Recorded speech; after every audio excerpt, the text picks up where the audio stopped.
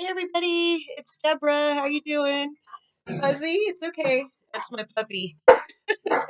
Anyways, so I'm going to start. This is going to be a response to cynical Cindi Lincoln, who thinks that she's going to sue me for slandering her. So anyways, I'll show you that in a minute. But let's turn to Matthew 6:19, okay? Because we're going to talk about two peas in a pod, the pot calling the kettle black, and money grubbers. Matthew 6:19. Lay not up for yourselves treasures upon earth, where moth, rust, doth corrupt, and where thieves break through and steal. But lay up for yourselves treasures in heaven, where neither moth nor rust doth corrupt, and where thieves do not break through nor steal. Hey, this is a lesson for Cindi Lincoln. Let me show you. I mean, seriously, she seriously threatened me on my YouTube page to I should have had this ready for you. Hold on, let me find it. Let's see, where do you put pause? Okay, so I found it. Let's see, am I moving? I am. So on my YouTube channel, she literally threatens to sue me for slander. I mean, I thought this woman was nuts. I really did. And I already called her out from day one. You know, it's right there, Cindi Lincoln, I'm going to sue you for slander.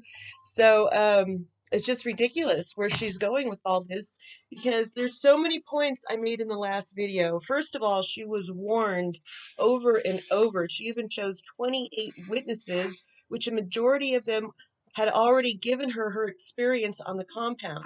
I know for a fact because I was still talking to Nydia.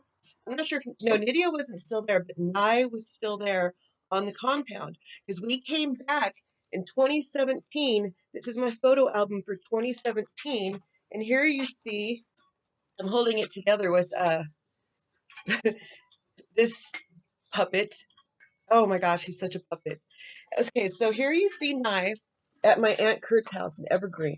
Now, Nye was still on the compound at this time, so we stopped over and we picked up Nye because he had to go down the road over by the country store for us to pick him up because he was told that he could not have any association with my husband and myself. So he had to sneak off the compound, and we picked him up and we brought him to my great aunt's house. Okay, so here's the pictures right here. I hope you can see them, but they're of Nye with my aunt and with my husband and myself. Now, as you can see here, here's some pictures of Theo and Lene, and this is in 2017 after they left. These people are still friends of mine, and I'm going to show you here later on where Nye left the compound and we met up with him in Arizona. So we actually went out to Arizona and we were in Tempe.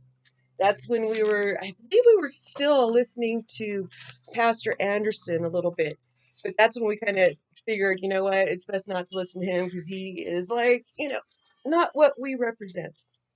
So Cindy wants to tell me that I'm slandering her. Well, I'll tell you what, we stayed friends with Nye. The last time I saw him was 2020, right before COVID. And he told me and my husband, because we've had several conversations, we've had several encounters with him, that from the get-go, Cindy was warned. She was told over and over and over again. When we were there, she had gone back to California to sell everything and to come to the compound and purchase her cabin. Well, she was warned not to by several people. Okay? When we left that last time in November, she got there probably a week after I got there. So she knew all about Maritoko. She had enough time to experience this wolf in sheep's clothing. You're not going to tell me that any woman on the planet is that naive.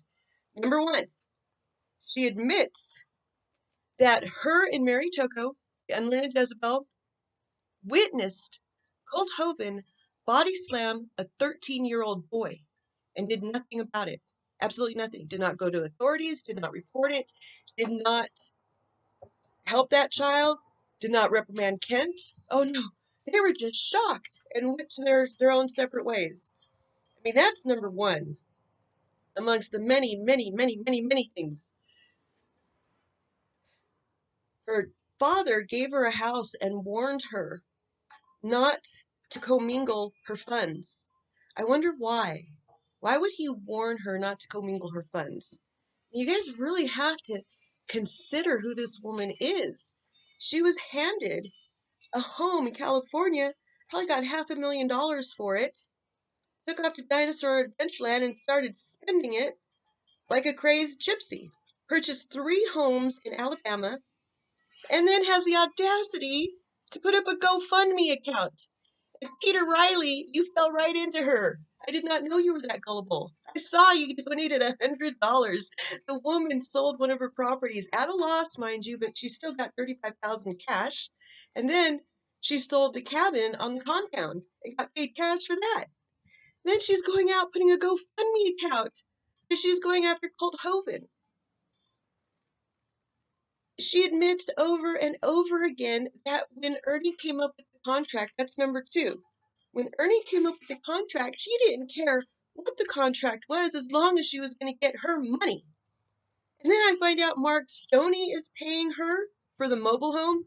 So she's getting money from 3 rental properties. She's getting money from Mark Stoney. And she's crying and complaining because she needs $2,000 a month while she's living rent-free. Doesn't have to pay groceries. Doesn't even have to cook. She doesn't even have to cook because they did all the cooking down in the kitchen. This woman, all she had to do was focus on her creation science, focus on the Lord, and be a wife to her husband. I am not on Colt Hovind's side whatsoever. But think about this. How many times has he said he wanted her to sell those properties and be a wife to him? Rental properties are a lot of work. They are a lot of work. That's why so many people have management companies that manage. If you have more than one rental property, you have managed companies managing them. But no, she was too cheap to hire a managing company. She wanted all the money to herself. Imagine how time consuming that is. And I am not saying that I'm on Kent's side. I am just saying that, any godly woman, a wife of a pastor, is going to listen to her husband. I'm sorry, y'all. It's really hot out here. It's like in the 90s. I might be sweating. It's in the 90s, but it's a beautiful, gorgeous day. Beautiful, beautiful, beautiful. So that's number 2. I mean, I can go on. You guys just listen to her videos. She contradicts herself constantly. And when Nye told me, because we had contact with him since we left the compound. That's another thing. Mary Temple came up with this ridiculous name for the compound. Oh, we're going to call it a campus. Campus. And Cindy still calls it a campus. It is a compound. How many people have come out and said that that place is a compound? It is a cult. She has 28 witnesses, not including Roger, not including myself, and not including Nick and Julie. I mean, this is like a line of people telling you that this place is a compound and a cult. And she's still, to this day, calling it a campus. And she speaks about herself in the 3rd person. Isn't that bizarre? So I thought that, Cindy was a whack job, but now she's literally proving that she's a whack job. She sees a child die on the compound, and she stays. Oh, wait a second. Let's go back to the child that got body slammed, okay? He was married to Mary Toko at the time, right? He never got that annulled. Even Mary admits it recently that there was no divorce. Yet she claims to be friends with Mary, and then she goes and marries her friend's husband. And she calls herself a Christian woman. Be warned, Christian women. This woman is a wolf in sheep's clothing. 2 peas in a pod. Pot calling the kettle black. Both are money grubbers. Is that what they call them? So anyways, I don't really want to go on and on, but the most disturbing thing about all this is the pedophilia that they're supporting there. And Cindy wants to act like, oh, she's all innocent. She had no idea. Well, Nye says otherwise. He says she was using Kent because she wanted to be queen bee at the ministry and she wanted to be supported for the rest of her life, receiving $1,300 a month from donations. Plus all the other rental properties that she was, money from the rental properties she was getting. So remember, she had 3 homes and she wanted the $1,300 from the compound. You guys forgot about all that. And then she put up a GoFundMe account. Lord have mercy if I had that kind of luck.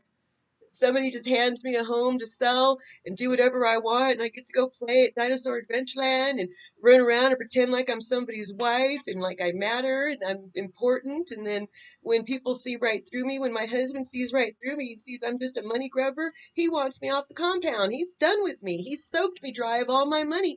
I willingly gave it to him. That's what she should be saying. That's what she should be saying. So answer me this, Cindy Lincoln. Why did you claim to be homeschooling Mark Stoney's 6-year-old daughter, and then when, without his permission or knowledge, hand him over to your half-dressed fake husband, Colt Hovind, for private massages? You guys are going to believe that Cindy Lincoln is just a deer in the headlights here? Listen to her interviews. She admits she was in it for the money. She didn't care what kind of contract they gave her as long as I got my money. She owned 3 homes, was refusing to give them up to be a wife to her husband. I don't think he asked her to give me the money, sell your homes and give me the money. He said, sell your homes because they're interfering with our marriage. You're spending too much time and energy on rental properties, which, me being the wife of a pastor, which I'm not, if I was the wife of a pastor, of course, I would do what my pastor husband is requesting of me. Threatening to sue me for slander. So he says that they used each other. NIHOP. As you can see, we stayed in contact with him while he was on the compound. He came to my aunt's house. We met him in Arizona. We met him in Tempe and also Apache Junction. I don't have those pictures. I have to find them in my million pictures in the computer. So I can't find those pictures. But this should be proof enough, okay? 217, right there. That was 217. While he was still on the compound and after he left the compound. When we were in Apache Junction, he would show me text messages that Cindy would send him. I don't recall exactly what they said, but I know he didn't respond, or he claimed he didn't respond, because he was done with the whole mess. He saw right through both of them and wanted nothing to do with either one of them. But to threaten to sue me for destroying her good character, woman, you are a character. It's definitely not good.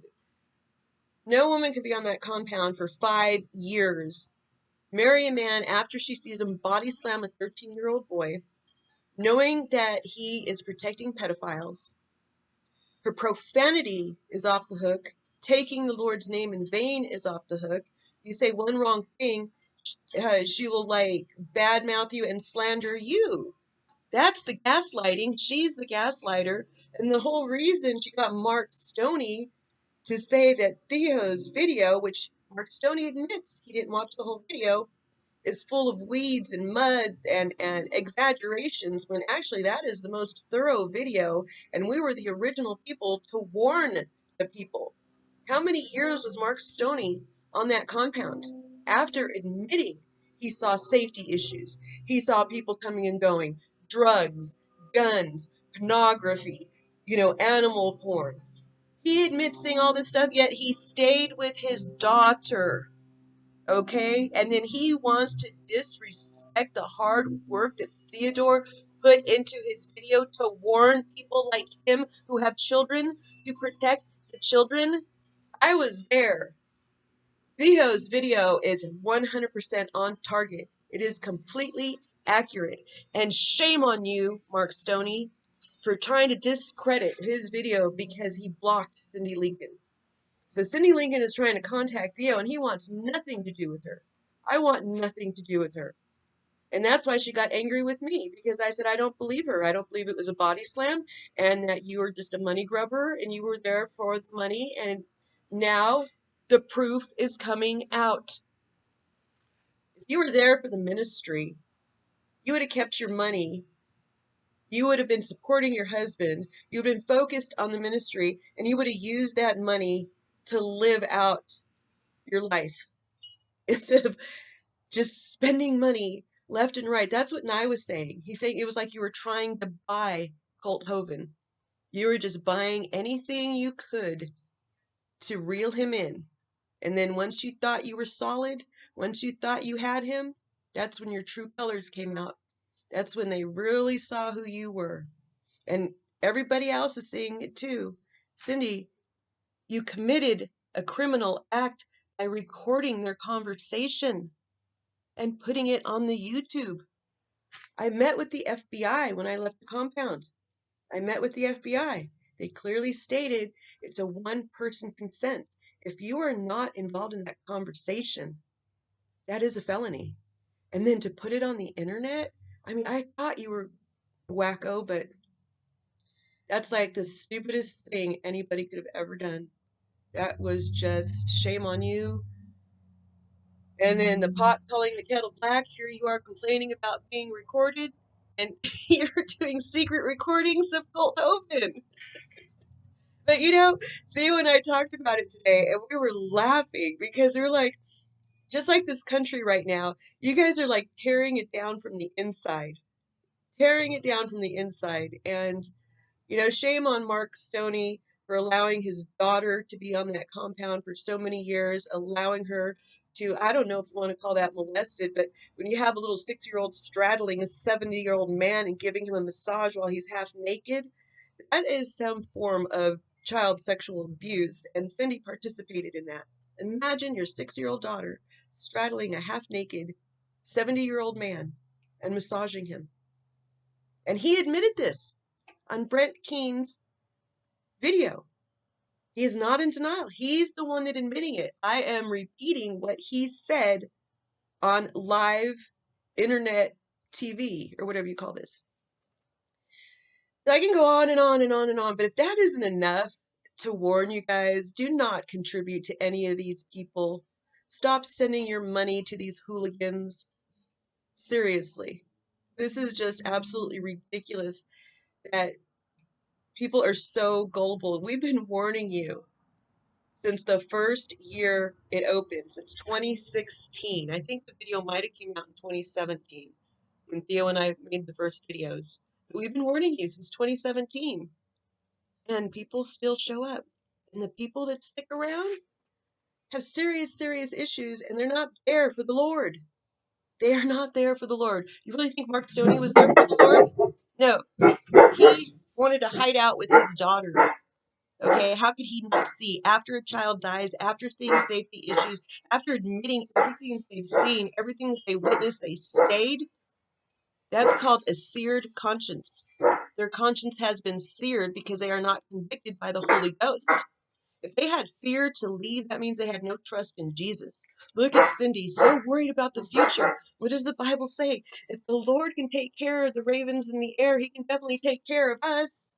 When you live in fear like that, there is no conviction of the Holy Ghost. Say hi, Fuzzy. Fuzzy Bear. All right, y'all. I am going to bid farewell. And no, Brett Keene, I am not disgruntled. You are double-minded. I'll tell you that. First you're on Cindy's side, then you're on Kent's side, then you're on Cindy's side, and then you listen to Mark Stoney, but you don't ask him serious questions like, why did he stay for so long with his daughter when his daughter was in danger? His daughter was in serious danger. And, hold on just a second, hon. 1 John 5:7. No, not 1 John 5:7. I think it's, hold on, I gotta take this call. Okay, am I back on? Yeah.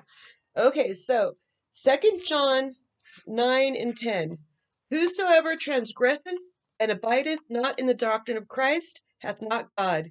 He that abideth in the doctrine of Christ, he hath both the Father and the Son. If there come unto any of you, if there come any unto you, and bring not this doctrine, receive him not in your house, neither bid him God speed. These people do not have the doctrine of truth. They are deceivers, they are money grubbers, and they obviously haven't been convicted by the Holy Ghost to get some discernment. Lord have mercy. All right, anyways, it's my girlfriend's birthday, so we're gonna go out and play and have a good day. It's absolutely gorgeous out here in the Mojave Desert of sunny Southern California. Okay, love you guys. Bye.